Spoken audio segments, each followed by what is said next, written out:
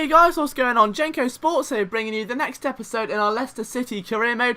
Just starting off by scouting a couple of players. Obviously the transfer window deadline is approaching, so you want to see what we can do player wise. Now obviously we haven't strengthened the squad that much, but you can always add a little bit more talent and maybe even looking to loan in players. But our main focus for the moment has got to be how we're going to hold Arsenal at bay. They've had a good start to the season, top squad of players obviously now with Danny Welbeck as well. He's one of those unique players. He's quite tall, he's dangerous in the box, he's also got a rocket of a foot, he's quite quick as well. He's one man you're going to watch. So first port of call is to bring the wing backs back forward. I felt a little bit more confident after holding Chelsea to a 1-0 loss. I'm sure I can at least either get the same kind of result today, maybe even put a goal up, or perhaps even draw, who knows. So the formation completed, the tactics all set. There's only one way to find out how he would fare at home against Arsenal, and that's to dive straight into the matchup. But first of all, going to preview the lineups and what Arsenal put out. Bear in mind that Everton and Chelsea both put out slightly weakened sides against us, including goalkeepers, a couple of centre-backs as well. Here's our lineup then: Schmeichel, Simpson, Morgan,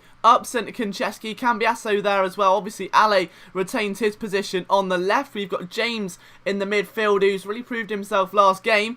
Here's how Arsenal though: Szczesny in goal, Debuchy, Mertesacker, Koscielny, Monreal, Ramsey, Flamini, and then you've got Campbell making a start there. Santi Cazorla on the bench, Akpom not starting, Alexis Sanchez more noticeably, along with Giroud, all on the bench. There's some big names missing out, and probably most comforting to us will be the fact that Alexis Sanchez and Giroud both start on the bench. But a minute gone already, Danny Welbeck finds a hole, Morgan chases him down and uses that burst of strength to shove him out of the way before we give the ball straight back to the opposition again. And now they look to really rip a hole, because at the moment you can see the back three all there as the two wing backs are slightly pushed forward. They can take advantage of the wings once those wing backs have dispersed, and that could well be the issue. Now the ball comes in, Welbeck with the header, top corner. There was no way that Kasper Schmeichel was getting to that one, and Welbeck exploits the hole in the defence to get Arsenal's first goal of the game, but also Welbeck's first goal for his new team. So the fans will be delighted with that one, and they could be even more so now. The ball comes in, we get it clear, but only to find the feet of Danny Welbeck once again. That shot gets parried and goes wide. Nothing too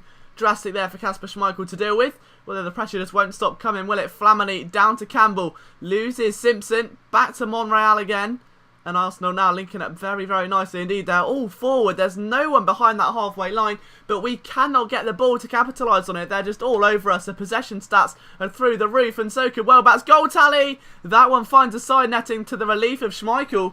But for how much longer is that going to be the same story? Flamini, dangerous position again. Finds Rosicky. Back to Welbeck, and that's his second of the day.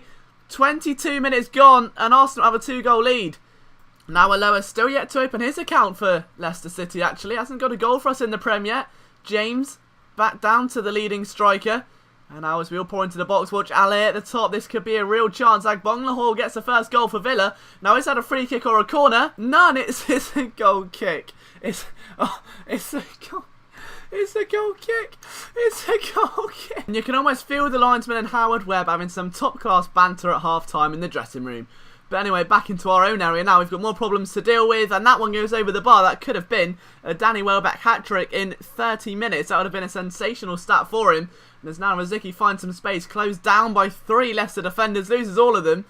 And luckily we get the danger averted for now, but it's only to find again another player. And again we clear it, and now can we counter? This is where we really should be with this sort of formation. Jamie Vardy plays the ball up to Ajoa. Can he get the touch? Yes, he can. Stumbles past the defender and has an almighty strike, but nothing that Szczesny can't deal with. And that's the first real shot we've had all half. So on the edge of half time now, can Arsenal maybe add a nail in the coffin before we even get to the 45th minute mark? Konchesky tries to drill a ball into Ale. He's done well to pick it up, and he cuts inside. Lovely jubbly. Is it a free kick? The answer is yes. Now that's not a goal kick. Well, I wouldn't put it past this referee. So we've got a free kick on the edge of the box. So Cambiasso, obviously our most favoured free kick taker in terms of stats, but I'd much rather see someone try and drill it into that bottom corner where the wall can't get to it. The keeper has limited vision, and I do that with it. So well done, James. Yeah, you put your hand up, knobhead. Anyway, game goes on, and Rosicky now in the second half trying to get a break. He fails dramatically. Simpson maybe with a chance to create something here for Leicester. Leonardo Ajoa finds it down to Ale, but there's no way that little smurf is going to get up to the ball. Jamie Vardy now tries to go for a long-range effort. That one gets parried out by Szczesny, immediately cleared by the defence in a moment of panic. The throw-in comes in. Ale cuts inside, good opportunity for himself, ball comes in and it's almost in again there. Jamie Vardy, another shot blocked by Szczesny. And all of a sudden the tables have turned, Arsenal really having to work to keep this 2-goal lead, and finally Leicester get on the score sheet, and it's the midfielder James that gets the goal from the corner. A lot of work went into creating that opportunity, so that will feel very deserved for the boys in blue. But now they've got to fight even harder to get themselves back into it. Matthew Upson on the edge of the box, finds Joa. Can he cut inside? The answer there is absolutely not. Easily read out there by Per Mertesacker. And now Ali's having to do a lot of running back. As you can see, Coquelin is looking to try and create an opportunity for Arsenal.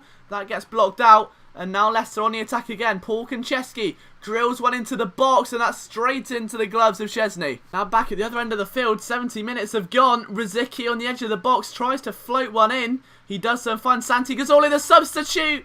And what a super sub he is. We were worrying that he wasn't starting today. We thought that could be our saving grace. But he's come on and provided the damage. It's now 3-1 to Arsenal. And is this sealed? Maybe not there. Kasper Schmeichel leaping like the salmon he normally does. Ale now with the opportunity to maybe get Leicester back into this. They're only 2 goals behind. It's doable. We've seen better comebacks before. If you can just get yourself a draw from Arsenal, then we'll leave very happy indeed. Ale's ball goes into Marco Brighton. Passes it back down. Finds Leonardo Aloa, who can't find the room to shoot. Marco Brighton loses it. And that is the opportunity denied there by the Reds. And the gun is now pushed on down the other side of the field. Santi Cazorla finds his way through to the man who's already got a brace today, Danny Welbeck. That midfield movement has led to this chance, and 5 minutes added time. Can Arsenal really put this coffin 6 feet under? They find Cazorla. Is he going to go for it or no? The answer is he won't have the chance to, but we give it back out. And a poor decision there by Schmeichel. It's Alexis Sanchez.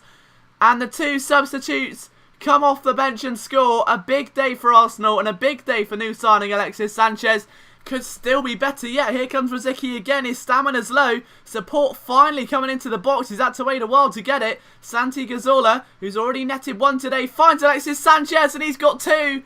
And now that is game over. A 5-1 loss for what could have been a very different story. The stats don't say it all. It should have been at least maybe 3-2. 4-2 at tops. We just gave away too many silly opportunities, and that cost us. But you can see there we're scouting the mighty Eder Alvarez Balanta, the football manager god.